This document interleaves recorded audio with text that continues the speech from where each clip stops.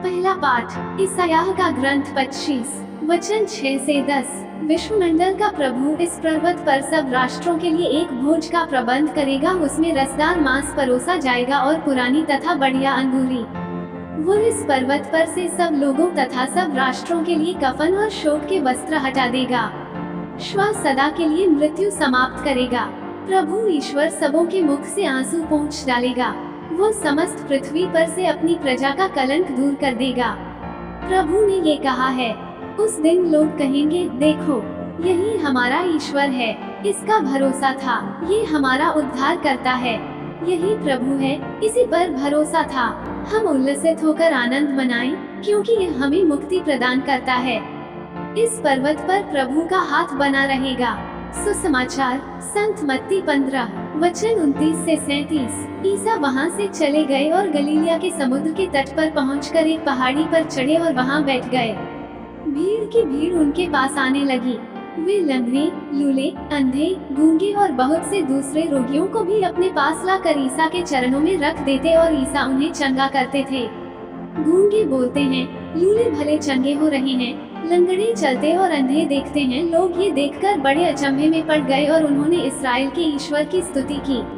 ईसा ने अपने शिष्यों को अपने पास बुलाकर कहा, मुझे इन लोगों पर तरस आता है। ये 3 दिनों से मेरे साथ रह रहे हैं और इनके पास खाने के लिए कुछ भी नहीं है। मैं इन्हें भूखा ही विदा करना नहीं चाहता। कहीं ऐसा ना हो कि ये रास्ते में मूर्छित हो जाएं। शिष्यों ने उनसे कहा, इस निर्जन स्थान में हमें इतनी रोटियां कहाँ से मिलेंगी कि इतनी बड़ी भीड़ को खिला सकें? ईसा ने उनसे पूछा, तुम्हारे पास कितनी रोटियां हैं? उन्होंने कहा, 7 और थोड़ी सी छोटी मछलियां। ईसा ने लोगों को भूमि पर बैठ जाने का आदेश दिया और वे 7 रोटियां और मछलियां लेकर उन्होंने धन्यवाद की प्रार्थना पढ़ी और वे रोटियां तोड़ तोड़ कर शिष्यों को देते गए और शिष्य लोगों को।